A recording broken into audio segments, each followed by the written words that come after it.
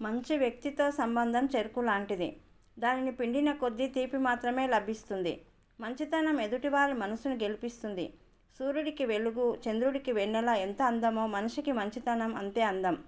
కొన్నిసార్లు మన మంచితనమే మనల్ని ఒంటరిని చేస్తాయి. అది మనకు అర్థం కాదు. అర్థమయ్యే సమయానికి మన దగ్గర ఏమీ ఉండదు. కళ్ళల్లో కన్నీరు, గుండెల్లో బాధ తప్ప.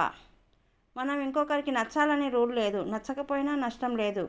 మన వ్యక్తిత్వాన్ని చంపుకొని బతకాల్సిన అవసరం అంతకన్నా లేదు. మంచితనానికి విలువ లేదు అనేది ఎంత నిజమో, మంచితనమే మనల్ని కాపాడుతుందనేది కూడా అంతే నిజం. మంచివారు తాము మంచివారమని పరిచయం చేసుకునే అవసరం ఉండదు. ఈ జీవితానికి మీకున్నది ఒకే ఒక శరీరం. దాన్ని జాగ్రత్తగా చూసుకోవాలి. రోజు దానిపై శ్రద్ధ పెట్టాలి. మంచి ఆలోచనలు ఆరోగ్యాన్ని ఇస్తాయి. చెడు ఆలోచనలు కొత్త రోగాలను తెచ్చిపెడతాయి. అందుకే మంచిగా ఆలోచిద్దాం. నిత్యం ఆరోగ్యంగా ఉందాం.